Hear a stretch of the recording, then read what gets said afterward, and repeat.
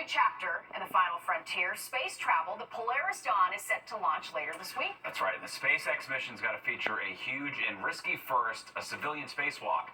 All this coming after the big announcement over the weekend that the two NASA astronauts stuck in space won't be brought back down to Earth until February. Fox 5's Kendall Green is here now to break down the high-stakes space drama that just never seems to end, Kendall. What a time to be alive, Steve and Natasha. Good evening. 2024 has already been a year out of this world for the headlines in space so far, and there are many more developments heading to the cosmos, including a historic launch. SpaceX preparing for its farthest space mission on record since the Apollo era, as 4 astronauts are bound for the history books as part of mission Polaris Dawn, set for its liftoff from NASA's Kennedy Space Center in Florida. Geoscience professor and astronaut Dr. Sian Proctor is the first and only African-American woman in space as a mission pilot. I was the mission pilot for Inspiration 4, which was the first all-civilian mission to orbit. She knows firsthand about those final hours of prep for a crew ahead of a liftoff with historic significance. Once they launch into space, they will raise their altitude to 1,400 kilometers above the Earth, and that's going to be the furthest humans have gone since actually going to the moon. It's really indicative of the new era that we are in human spaceflight. SpaceX CEO Elon Musk shared on X, crew safety is absolutely paramount, as the mission, he adds, comes with more risks than usual, including the first ever commercial crew spacewalk. So that's something that's going to be amazing to watch. The launch is one of a 3-part mission in the Polaris program, funded by billionaire philanthropist Jared Isaacman, who was behind Inspiration 4.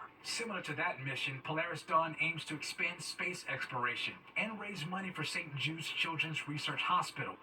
And while it's just taking off, spaceflight is risky, even at its safest. Over the weekend, NASA announced it will keep its 2 stranded astronauts, retired Navy captains Sonny Williams and Butch Wilmore, in space until February 2025, extending what was supposed to be an 8-day mission into 8 months and counting. They will return to Earth with space mission because of unresolved technical problems with the Boeing Starliner that brought them to the International Space Station back in June. Boeing Starliner challenges show that it's not perfect, that there are issues that have to be solved.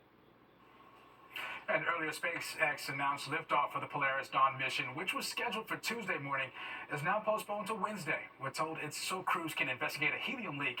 So, of course, folks are keeping their fingers crossed for safety on all fronts. Steve, Natasha. Indeed. All right. Thanks, Kendall. Well, those living on Long Island, still recovering from the storms earlier this month, can now apply for aid. Assistance for losses may include grants for temporary housing and home repairs. Even those with insurance can apply if their insurance company fails to cover all their needs. For more info and to apply, you can visit disasterassistance.gov.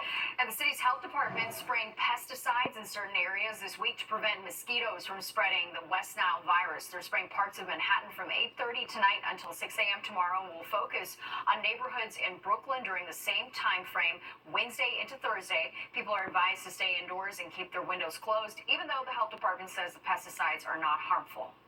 Any pesticide which we are using is actually very environmentally friendly pesticide, and it does not have much impact on humans. The doctor says West Nile usually comes back every year and has a high occurrence in the city. Most people who get the virus don't show symptoms but can experience a fever, fatigue, and a rash. Well, charges filed in the shock